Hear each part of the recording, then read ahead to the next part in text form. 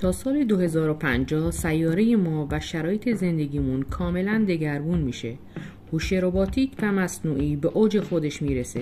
بیماری ها رو تشخیص میده و درمان میکنه. به لطف هوش مصنوعی دیگه تو مراکز خرید نیازی به صندوقدار نداریم و این هم به نوبه خودش ناراحت کننده است.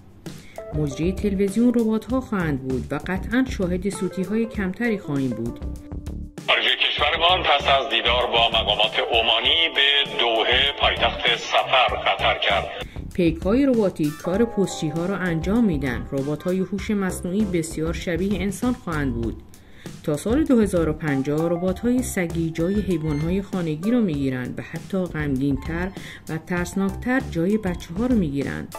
ربات‌ها به عنوان نیروی کار همه جا دیده میشن. معلم، خواننده، نوازنده، آشپز، داروخانه‌دار، مأمور اجرای قوانین، ورزشکار و دیگر شغل‌ها. ما میتونیم ربات‌ها با صدا و چهره پدر مادرامون هم بسازیم که وقتی از دنیا رفتن هنوز بتونن با همون صحبت کنن و حس کنیم کنارمونن. هوش مصنوعی با انسان ترکیب میشه مثل چیپ‌های مغزی نورالینک که ایلان ماسک اختراع کرده. اختلالات مغزی مثل آلزایمر، پارکینسون، آسیب‌های نخاعی و نابینایی رو درمان میکنه. بسیاری از افراد نابینا، ناشنوا و معلول توسط همین چیپ‌ها درمان میشن. ممکنه حتی بتونیم وسایلی رو با ذهنمون کنترل کنیم و از طریق سیگنال‌های مغزی با هم ارتباط برقرار کنیم. تا سال 2050 اندام‌های مصنوعی رباتیک که قوی‌تر و حتی پیشرفته‌تر از اندام‌های اصلیمون میشن، 30 سال دیگه به وسیله واقعیت مجازی میتونیم لباس‌ها رو پرو کنیم و ببینیم بهمون میاد یا نه و حتی تماس تصویری سه‌بعدی داشته باشیم. میتونیم دور دنیا رو سفر کنیم و از سیارات دیگه بازدید کنیم. همه این کارا فقط از توی خونه. باورتون میشه؟ تا سال 2050 اکثر خودروها الکترونیکی خواهند شد و اثری از پمپ بنزین ها نمیبینید و جاشو به ایستگاه شارژ خونگی میدهند. ماشین های بی سرنشین وارد بازار میشن. تا 2050 حتی نیازی نیست ماشین فرمون داشته باشه. ماشین ها همه برقی و خودران میشن.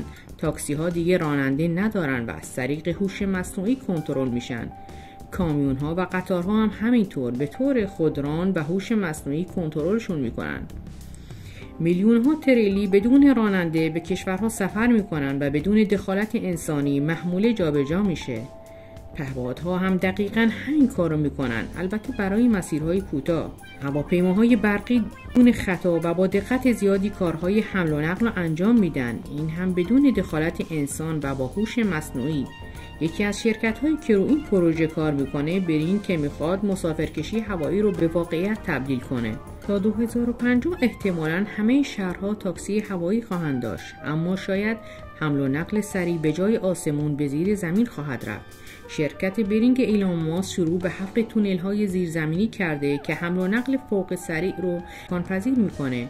اگر ماسک بتونه هزینه این پروژه رو بیشتر کنه، تا سال 2050 شهرها هزاران تونل خواهند داشت. به جز این پروژه هایپرلوپ که برای حمل نقل سریع و ارزان بین شهری طراحی شده، حتما تا سال 2050 بهره برداری میشه و میتونه جای هواپیما رو برای سفرهای بین شهری بگیره. سفرهای سریعتر، ایمن‌تر و راحت‌تر، ولی هواپیماها هنوز برای سفرهای بین قاره‌ای وجود خواهند داشت.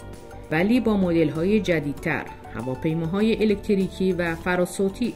اگه هواپیما براتون تکراری شده میتونید تنوع به خرج بدین و از فضاپیما برای سفرهاتون استفاده کنید. آره درست شنیدی، فضاپیما.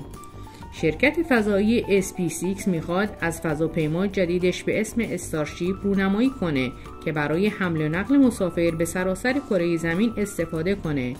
این فضاپیما میتونه ظرف حدود 20 دقیقه از نیویورک به لندن سفر کنه. ناسا و شرکت‌های خصوصی فضایی برنامه‌های زیادی برای سفر انسان‌ها به ماه و مریخ دارند. ایلان ماسک میخواد تا سال 2050 یک شهر مریخی با 1 میلیون جمعیت داشته باشه. بقیه شرکت‌های فضایی هم در تلاشن که 30 سال دیگه یک کانال دائمی روی ماه داشته باشن.